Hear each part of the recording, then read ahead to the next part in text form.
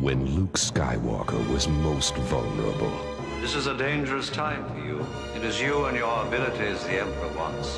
In 1996, Lucasfilm had the biggest Star Wars launch since Return of the Jedi in 1983 with Shadows of the Empire. The release of the novel also saw the release of a soundtrack, a video game, a comic book, and a line of action figures. The action figures were released in mid-1996, and its package was much like the Power of the Force 2 design already in stores, yet a different color. In 1995, Power of the Force 2 line, known as the Orange Card, had Vader's head on the left side of the package, the figure placed on the bubble on the right, and at the bottom left the nameplate with photo, as a lightsaber blade would appear across the card. For Shadows of the Empire, Hasbro kept it mostly the same. However, they would use purple on black. Vader's head, figure placement, and nameplate all would stay in the same location. The blade of the saber was now purple. However, they did test some other plans for cards. LPK, the company behind the package design, who has worked with Hasbro as far back as the original 1978 release of the Star Wars action figures, worked up at least 2 concept plans for Shadows of the Empire cards.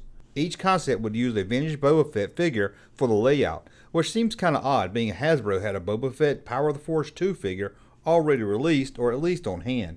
Each card would take from the already released look in some way. This concept card here shows Vader's head still on the far left of the package, but the figure placement and its bubble is wider.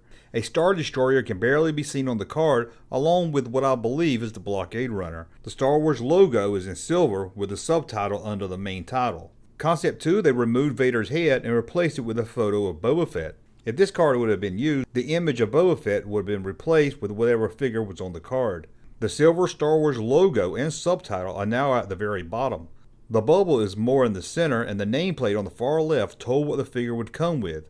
The name of the figure appeared above the figure with his roll under it. Keeping up with the saber-like laser beam on the card, this card will show a blue laser with some type of veins inside. Another plan for the Shadows of the Empire card was to have it with a green background, much like the Power of the Force 2 cards released in 1996. Hasbro decided to go with the more Power of the Force 2 look, but it would have been nice to see one of these concept cards used. I think it would have gave the Shadow of the Empire line more of a feel that this was separate from the film and something special. And to me, the Concept 2 looked better than the Power of the Force 2 design. What do you think? Let me know that and more in the comments below. And as always, thumb up so you like my content, subscribe to the channel, and we'll talk again soon. Hey, Junkman channel popping though. Thank you, sir, for that unsolicited testimony.